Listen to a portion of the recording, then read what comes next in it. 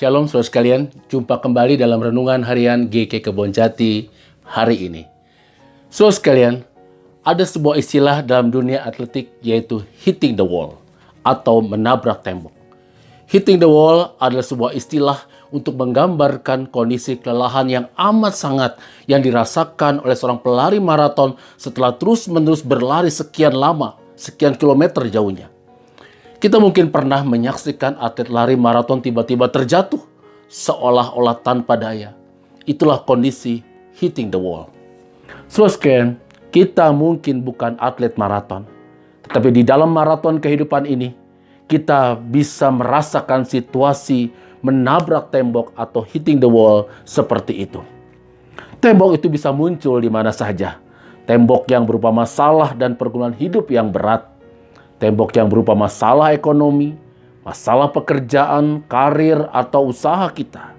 Tembok yang berupa perasaan ditolak, ditinggalkan, tidak dipedulikan, kesedihan yang mendalam, penyesalan, ataupun merasa bahwa Tuhan tidak peduli dan mengasihi kita. Saudara, apa yang terjadi pada diri kita mungkin tidak dirasakan, tidak dipahami, atau tidak dialami oleh orang lain. Karena itu adalah masalah pribadi kita atau masalah keluarga kita. Bagi seorang pelari, perasaan lelah yang datang ketika membentur tembok akan semakin bertambah besar ketika ia melihat bagaimana pelari-pelari yang lain mendahului dan meninggalkannya. Tetapi tidak ada seorang pun yang bisa menolong untuk mengatasi kelelahannya. Saudara sekalian, kita juga bisa berada pada situasi seperti itu. Saat tembok itu muncul dan kita melihat kok orang lain tidak mengalami seperti apa yang kita alami. Atau kita merasa kok tidak ada orang yang memahami perasaan atau pergumulan kita. Maka kita akan semakin merasa lemah. Kita akan merasa ambruk. Entah secara fisik, entah secara mental, atau spiritual.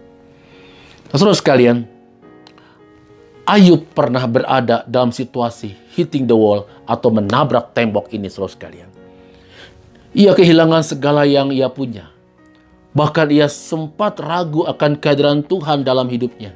Apakah Tuhan ada dalam hidupnya? Apalagi kedua sahabat Ayub yang diharapkan memberikan kekuatan dan motivasi dirinya untuk bangkit, malah tidak mau mengerti dirinya, tidak mau mengerti masalahnya, tidak mau mengerti pergumulannya. Semua sahabat Ayub itu malah menyalahkan dan menyudutkan Ayub dengan berbagai tuduhan yang menyakitkan dan menambah penderitaan Ayub. Ayub merasa ditinggalkan. Ayub tak lagi punya orang yang mengerti apa yang menjadi pergumulannya, apa yang menjadi persoalannya. Ia merasa tinggalkan oleh Allah dan sesamanya. Ia sungguh menabrak tembok. Ayub benar-benar hitting the wall, menabrak tembok. Ia seperti pelari yang lunglai, yang lemas, ia jatuh. Ia mulai merasa tak kuat lagi menanggung beban kehidupannya.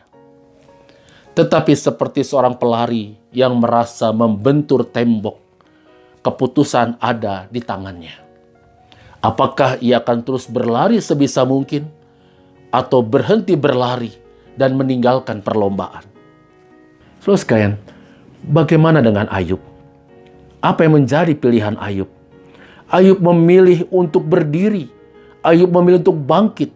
Ayub memilih mengambil dan mengatur nafas kehidupannya dan kemudian membulatkan tekadnya untuk terus berlari meneruskan perlombaan kehidupannya. Bagian akhir kisah kitab Ayub mengungkapkan satu kalimat reflektif yang sangat penting dari Ayub yang juga baik untuk kita renungkan. Di dalam Ayub pasal 42 ayat 5, saudara sekalian, Ayub berkata demikian. Hanya dari kata orang saja aku mendengar tentang engkau, tetapi sekarang mataku sendiri memandang engkau. Saudara sekalian, Ayub melakukan refleksi diri dalam kehidupan berimannya. Di dalam refleksi hidupnya ia melihat dan sungguh merasakan Tuhan tetap hadir dalam hidupnya. Dulu ia tahu bahwa Tuhan itu baik hanya kata cerita orang. Dulu ia tahu, ia mendengar bahwa Tuhan itu hadir dalam hidup orang-orang yang percaya kepadanya, tapi itu kata orang. Ayub melakukan refleksi diri dalam kehidupan berimannya. Di dalam refleksi hidupnya, ia melihat dan sungguh merasakan Tuhan tetap hadir dalam hidupnya. Tuhan ada pada saat ia berada di puncak keberhasilan, kesuksesan, kesukacitaan, ataupun pada saat ia berada dalam lembah kesulitan yang paling curam dan dalam sekalipun.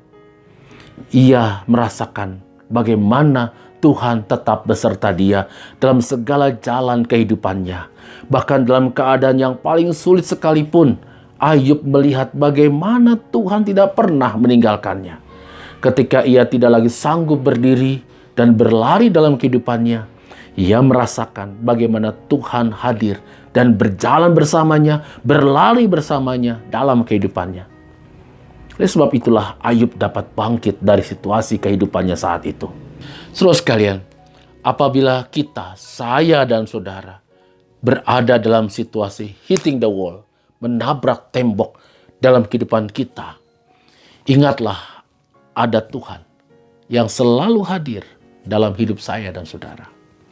Dalam situasi seperti ini, jangan kita keluar dari arena kehidupan. Ambillah waktu untuk merefleksikan kebaikan Tuhan. Bulatkan tekad untuk bangkit dan kembali masuk ke dalam arena kehidupan kita.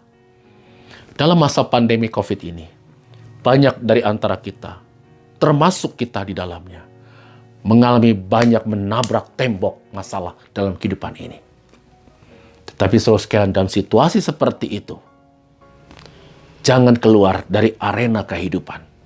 Ambillah waktu untuk merefleksikan kebaikan Tuhan dalam sepanjang kehidupan kita.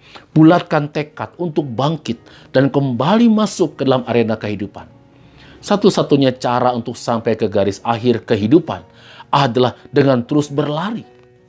Dan di dalam arena kehidupan itu, ada Tuhan yang turut berlari bersama dengan kita sampai garis finish, garis akhir kehidupan kita. Tuhan beserta saudara. Amin.